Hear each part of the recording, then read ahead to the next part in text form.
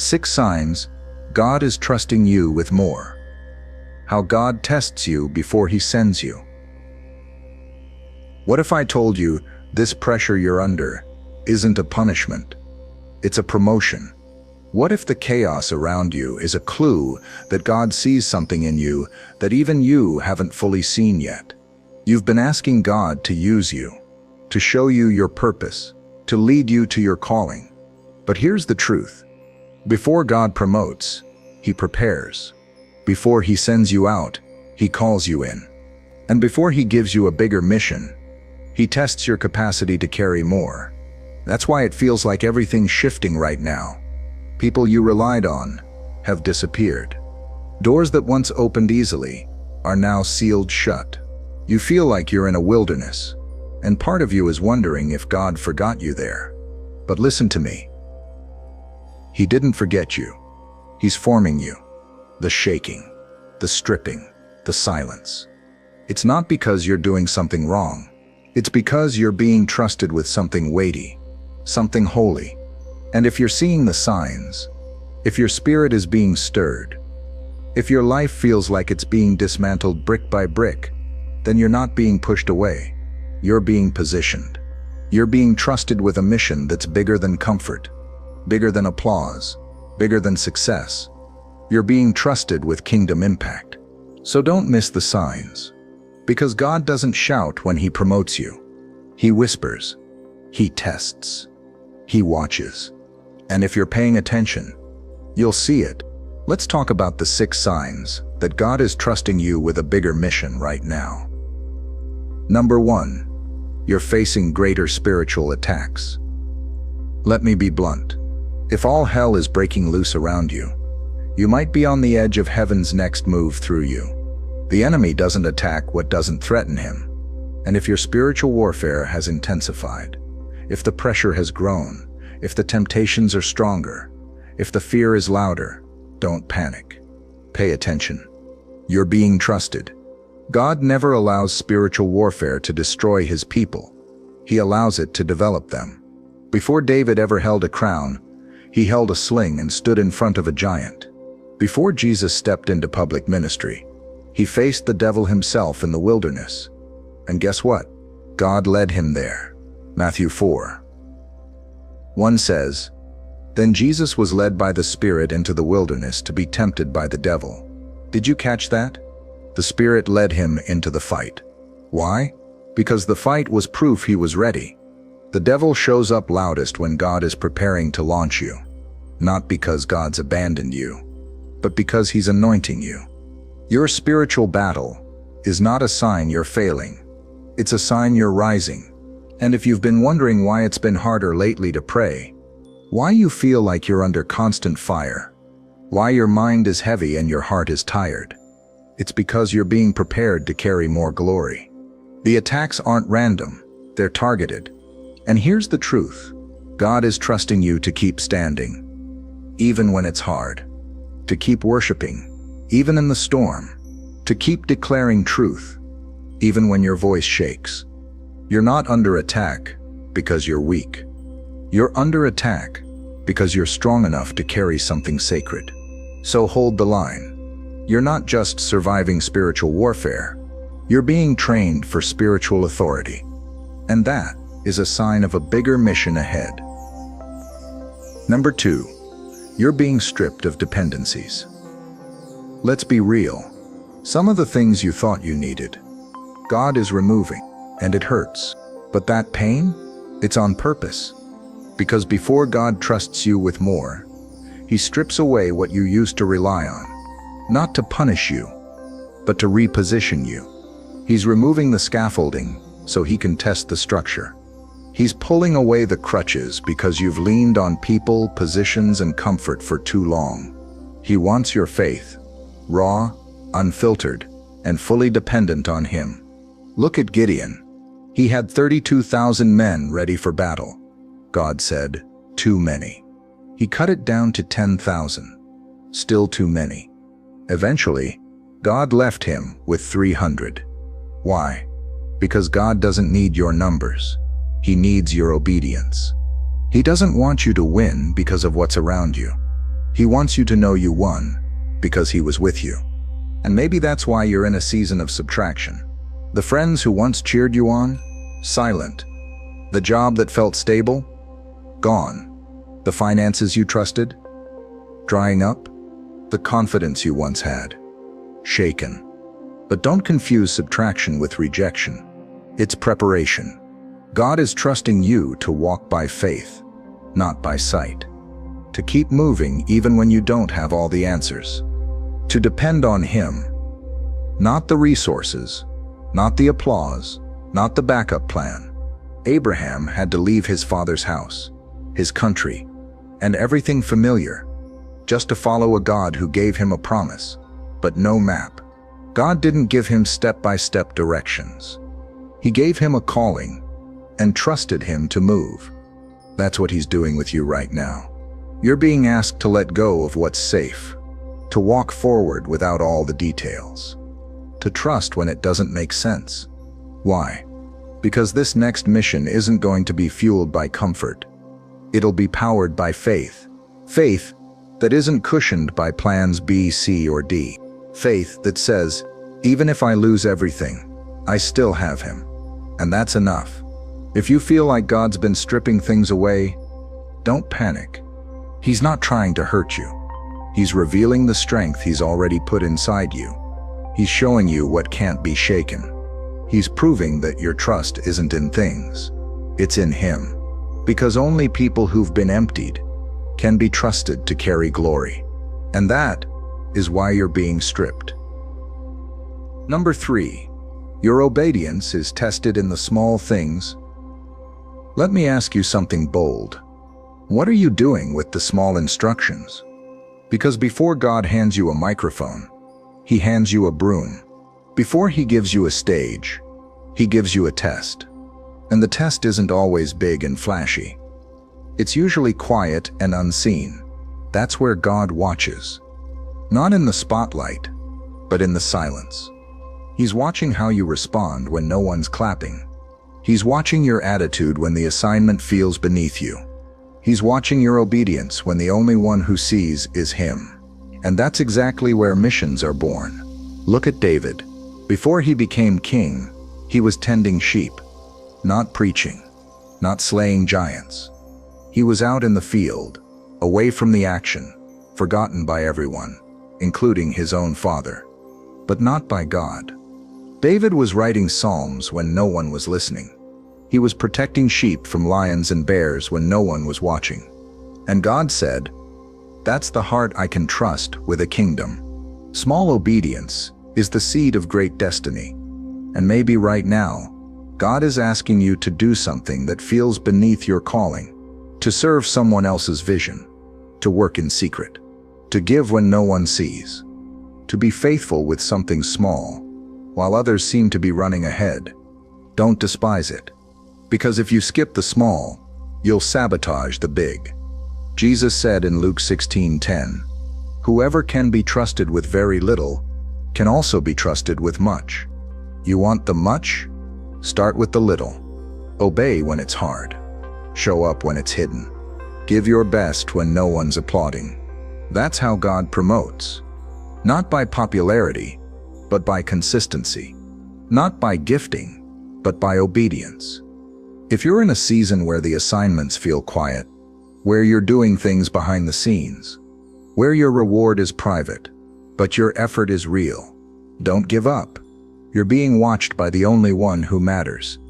And when He sees you obey in the small, He'll open the doors to the big. Because faithfulness in secret is proof that you can be trusted in public. And that's why God is testing you now. The next mission starts with the next small yes. Number 4. You're feeling a restless, stirring in your spirit. Let's be honest. You can feel it. Something inside of you has shifted. You can't explain it, but you know, this season doesn't feel like the last. The things that used to satisfy you don't anymore. The rooms that used to excite you now feel too small. The conversations, the circles, the routines, they no longer match the weight inside your spirit. And that's not frustration. That's divine agitation. You're not just bored, you're being stirred. And that stirring is a sign. God stirs what He's about to shift. When God's ready to move you, He first makes you restless where you are. Because if He didn't, you'd stay stuck in what's comfortable. You'd settle for good when He's calling you to great. Look at Nehemiah. He had a stable job, a position of influence, a life of safety. But one day, he heard that Jerusalem's walls were broken down, and something inside him snapped. He wept. He mourned. He fasted. Why?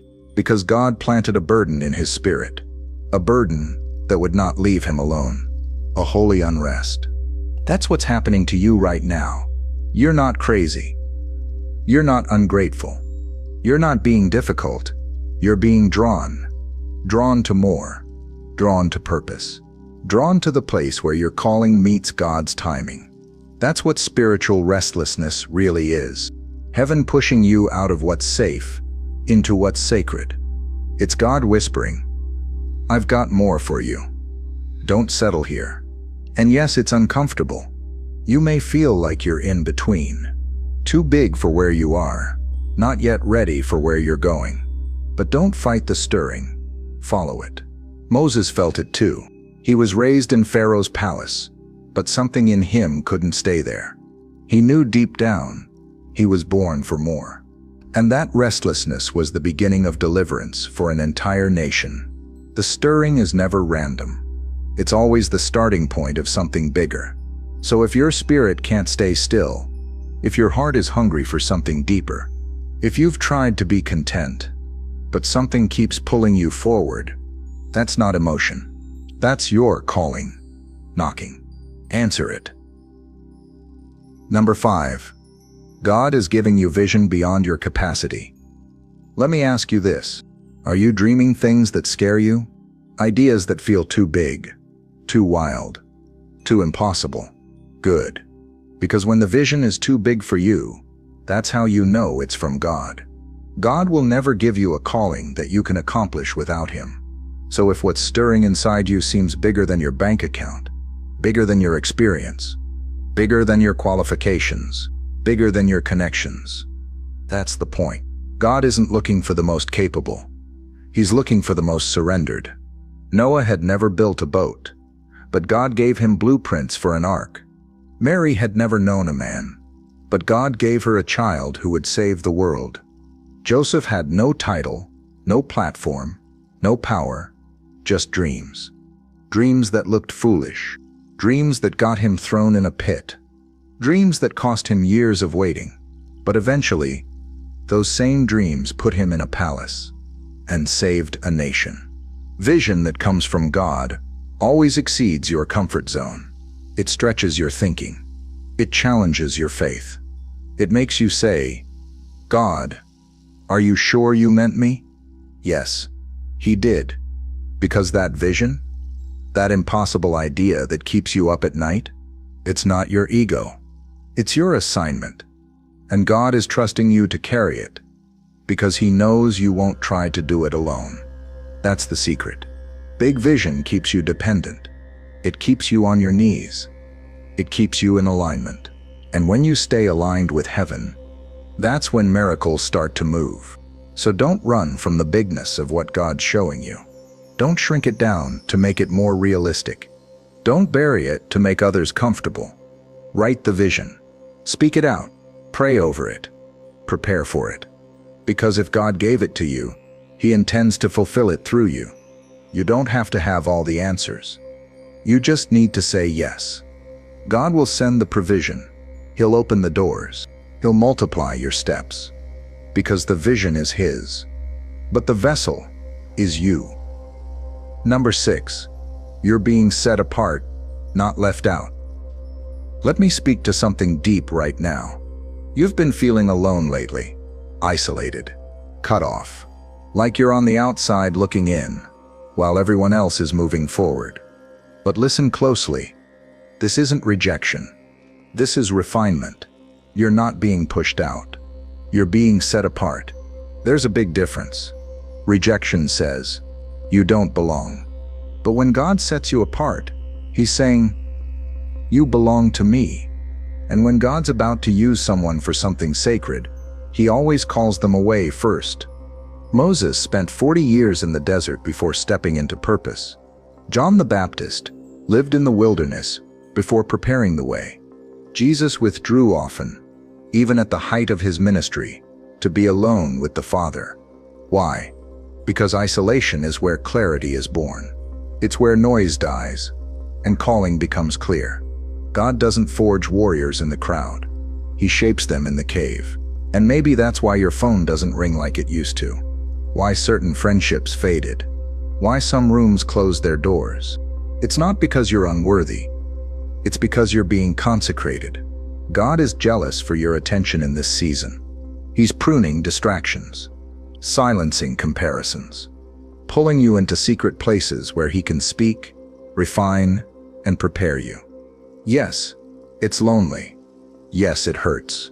Yes, you feel left out. But heaven is watching how you handle this hidden season. Because if you can be faithful when no one sees you, God will trust you when the spotlight comes. And make no mistake, it is coming. But don't rush it. Don't resent the separation. Don't confuse silence with abandonment. God hides those he's about to use. He sanctifies those he's about to send. He separates those he's about to trust. So if it feels like no one understands you, if it feels like your journey looks nothing like theirs, if it feels like you're walking a road only God could have scripted, you're not behind. You're not disqualified. You're chosen. And chosen ones always walk lonely roads before they lead holy missions. You're not left out. You're being set apart. And that's the highest honor there is. Conclusion: God is trusting you. Trust him back. Let me bring this home. You've been wondering why everything feels so intense lately. Why the warfare is heavy. Why your life feels like it's under construction.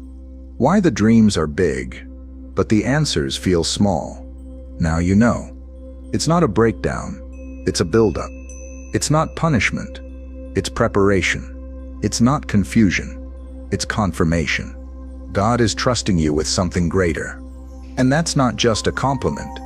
It's a calling. It's not just favor. It's responsibility. It's not just a mission. It's a mantle. You're not here to blend in. You're here to carry something eternal. But hear me, God doesn't hand out big missions to people with shallow roots. He tests first. He watches how you handle isolation, temptation, stretching, stripping, silence, and delay. He watches how you steward the yes when no one claps. He watches how you respond to the no when you don't understand. He watches how you obey when you're afraid. And if you're seeing these signs, if the fire's hotter, the pull is deeper, the burden is heavier, it's because heaven sees something in you worth trusting. So the question isn't, can God use me? The question is, will I say yes when he does? Because he's not looking for perfect people. He's looking for surrendered ones. Ones who will say, even if I don't feel ready, I'm available. Even if I'm scared, I'll still go. Even if I lose everything, I won't let go of you. You don't need a title. You don't need a platform. You don't need a crowd. You just need a heart that says, here I am, Lord. Send me. Because the mission has already started.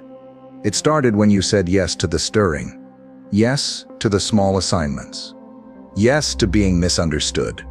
Yes to walking away from what was safe into what is sacred. So now, it's your move. God is trusting you. Will you trust him back? This world doesn't need more celebrities. It needs more carriers of his glory. And you? You've been chosen. Now walk like it. Live like it. Pray like it. Speak like it. Because the mission is bigger than you imagine. And you were made for it.